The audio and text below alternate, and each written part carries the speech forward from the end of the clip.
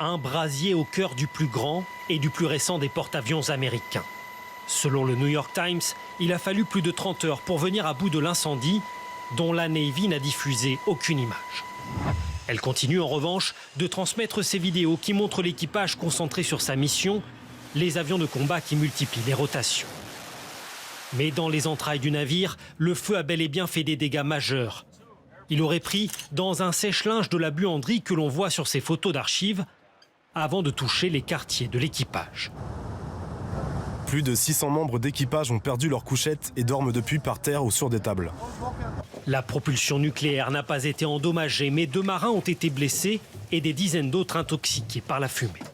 Nous avons une pensée pour les membres d'équipage blessés. Nous espérons que tout le monde sera sur pied vite. Déployée en mer Rouge, l'USS Gerald Ford est l'une des pièces maîtresses de l'offensive contre le régime iranien. Il y a quelques semaines, un problème d'évacuation des eaux usées avait déjà dégradé les conditions de vie à bord.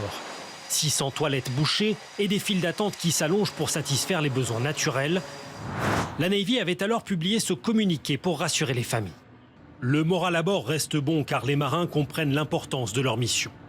Mais déployé depuis juin 2025, d'abord dans les Caraïbes, puis au Moyen-Orient, le bateau a pris la mer il y a de longs mois et l'usure à bord se fait clairement sentir. Le Gerald Ford et ses 4000 marins devraient prochainement quitter la mer Rouge, direction la Grèce pour procéder à des réparations. Un autre porte-avions, le George Bush, a été mis en alerte en vue d'un déploiement au Moyen-Orient.